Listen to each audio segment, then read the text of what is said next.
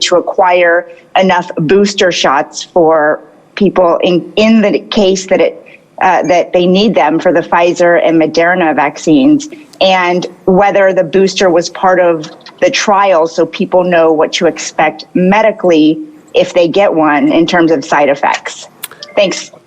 Got it. I'll take the first half of that, and then in terms of side effects or anything like that, I just turn to Dr. Fauci for that.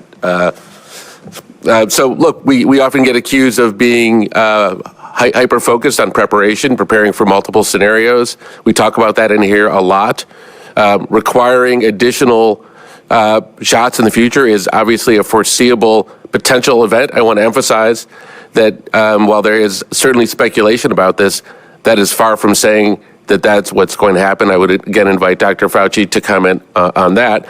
But I can assure you that when we do our planning, when we do the president orders purchases of additional vaccines, as he has done, and when we focus on all of the production expansion opportunities that we talk about in here, we very much have scenarios like that in mind, as well as obviously vaccinating our teens and our children. So very, very important for all of us.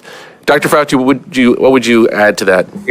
Yeah, regarding the clinical trials, in fact, ongoing already, clinical trials looking at a boost of the original wild type virus vaccine, as well as a boost with a variant specific. In this case, the variant is 351, the problematic one from South Africa. So in direct answer to your question, there are already clinical trials looking at both the safety of it, obviously, but as well as whether or not a boost of wild type versus a boost of variant specific increases the ability of the anti-sera to ultimately neutralize both the wild type and the variant.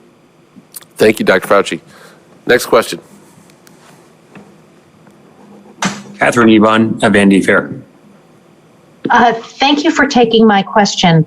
What I would like to hear you all discuss is if we are able to, and it looks like we're right on track to do it, vaccinate a solid majority of the country, what happens to the public health picture here if and when a large majority of the rest of the world remains unvaccinated? How will that impact the public health situation here at home or put pressure on us medically? So, Dr. Fauci, do you want to start with that? And Dr. Walensky, Dr. Murthy, you're welcome to add if you have additional pieces. Sure. Well, obviously, as we have said very often, all of us on this call, that a pandemic that is a global pandemic requires a global response. And even if we get good control in our country, which we feel that we will, confident that we will, the fact is that as long as there's active dynamics of infection somewhere in the world, there always is somewhat of a threat that variants will emerge in those parts of the world. And because we're such an interconnected planet here, that it might actually be an issue that we will have to deal with as a challenge of keeping an eye on the possibility that variants will arise that we will have to make adjustments to from the standpoint of vaccines, as well as maintaining a certain degree of public health guideline control from a public health standpoint. I'd be happy to hear from Dr. Walensky if any other comments from that, Rochelle. Yeah, I would just say that I think we have a responsibility to vaccinate the rest of the world, both from a humanitarian standpoint as well as from a global health security standpoint, to ensure that we don't have further variants that threaten both the rest of the world as well as the United States. And I look forward to having CDC, where we have partnerships across the globe, to having a key role in providing technical assistance and support to make that happen. Yeah, obviously a key priority of the Biden administration to both vaccinate our own country, but also the leadership role we're taking in the world. I think we have time for one more question. Let's go to Caitlin Collins at CNN.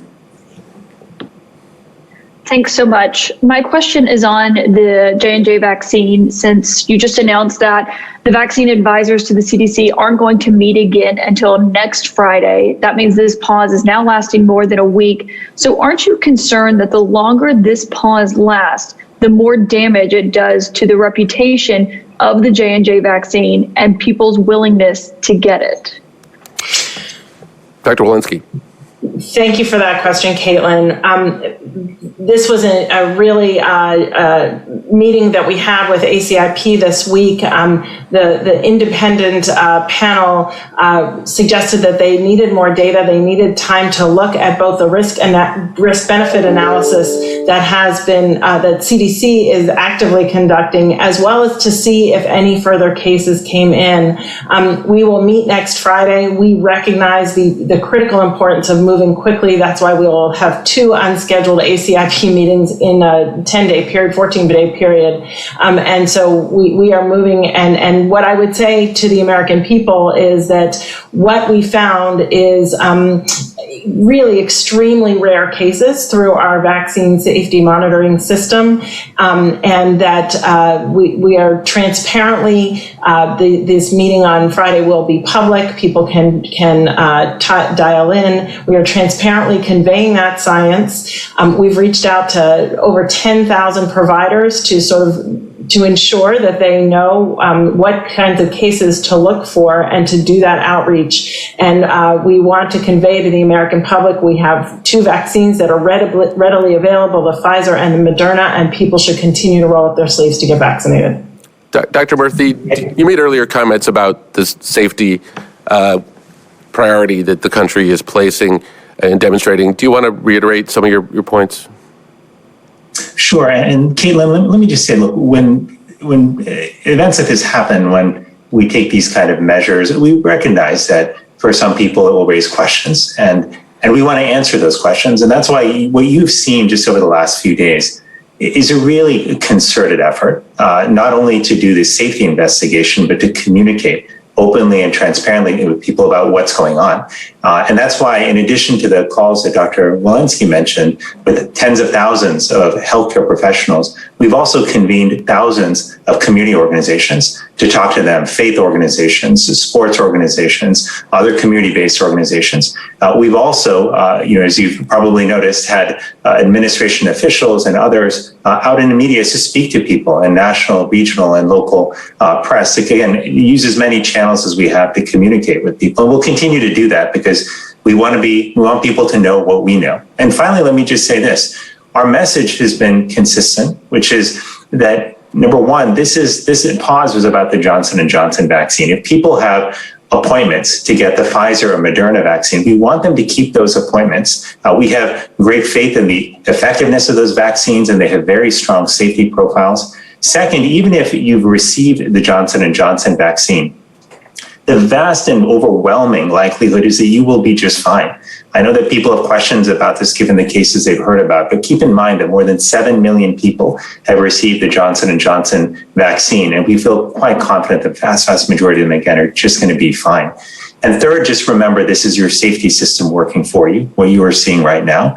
A signal came up, the FDA and CDC jumped on it immediately and decided to investigate thoroughly.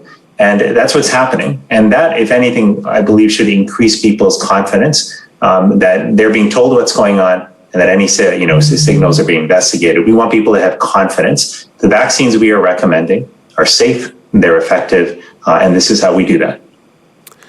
Caitlin, I think this is the purpose of having the top clinical leaders in the country talking directly to you and to the public. The demonstration that in incredibly rare events, we also have to face the fact that we have lost 560,000 Americans, and that vaccines save lives. 125 million Americans have gone and gotten vaccinated, and the results, as we can see, are quite incredible. So we hope Americans see that in giving them the straight facts, we trust them to do the homework, make the decision to get vaccinated, and it's the right decision for them and their families.